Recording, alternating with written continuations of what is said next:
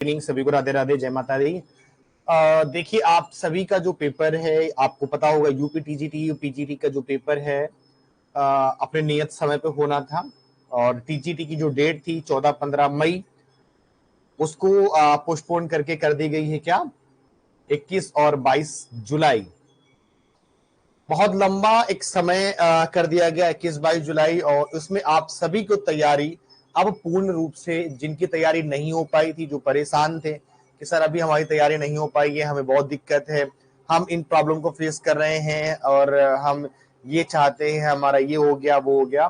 तो देखो, अब तुम्हारे पास अगर हम बात करें, आज है 5 मई, ठीक है, आज है 5 मई, यानी कि आपको बात करते हैं तो पूरा मई है, पूरा जून है और जुलाई के 20 दिन है, ठीक है। तो 30, 30, 60, 60 और 20, 80, यानी कि 80 में 5 तारीख निकाल दो तो आपके पास 75 दिन है, ठीक है।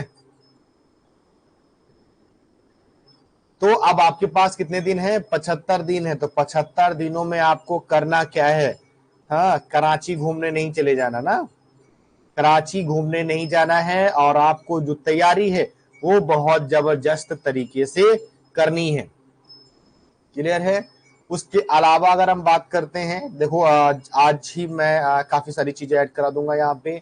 उसके अलावा अगर हम बात करेंगे, हर एक टॉपिक जो हमारी क्लासेस चल रही हैं, जो आप लोग ऐप पर जो क्लास देख रहे हो, ऐप पर जो भी हमारी क्लासेस हैं, सारी क्लासेस को डे बाय डे आपको रिपीट करनी है। उसके अलावा जो नोट्स आपने पीडीएफ में जो प्रोवाइड होते हैं, उसको भी आपको डे बाय डे की तरह ही कंटिन्यूसली उस चीज को पढ़ते जाना है। क्या करते जाना है? पढ़ते जाना है।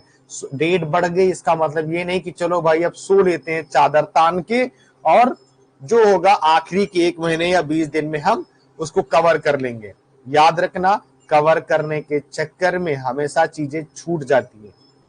जब ट्रेन लेट होती है तो तुम सोचते हो चलो हम आज देख लेंगे पहुंच ही जाएंगे, और पहुंचते पहुंचते किस हालात में पहुंच जाते हो कि ट्रेन भी छूट जाती है, नेक्स्ट ट्रेन के लिए काफी लंबा समय होता है, और कभी कभी ऐसा होता है कि वो ट्रेन भी नहीं होती है।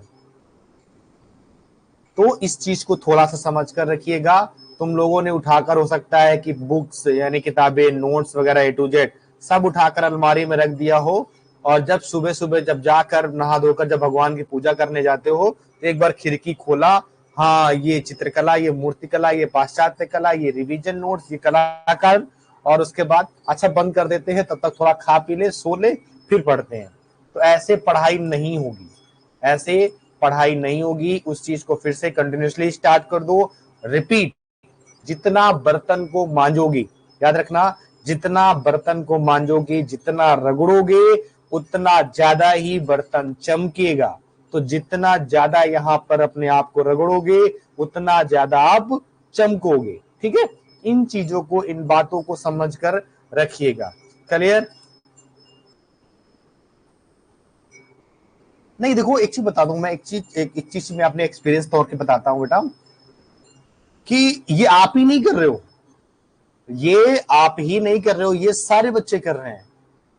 जब मैं तैयारी कर रहा था उसमें भी मैं यही करता था कि मैं अपनी, जैसे पेपर बढ़ गया आगे, या फिर कैंसिल हो गया, या फिर मान लो कि उसकी डेट आगे बढ़ गई, चुनाव आ गए वगैरह वगैरह, तो वहां पर क्या होता था, वहां पर ये होता था कि चलो बुक्स रख दो, घूम आते हैं नानी के यहाँ, मौसा के यहाँ, बुआ के यहाँ, फूफा के यहाँ, बाद में पढ़ा जाएगा।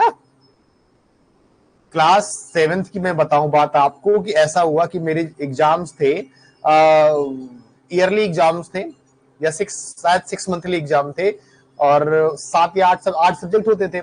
मैं 5-6 सब्जेक्ट एग्जाम दिया था, और दशहरा का जो मेला होता है कानपुर का, ठीक है, उस मेलों को देखने चला गया, और उस चक्कर में मेरा एक पेपर छूट गया था, ठीक है। और उसके बाद फिर जो कुटाई हुई है, उसके बाद जो फिर कुटाई हुई है वो हम ही जानते हैं। फिलहाल चलिए हम लोग चलते हैं क्लास की तरफ, और आज हम लोगों का टॉपिक है आधुनिक भारतीय कला, और इसमें कई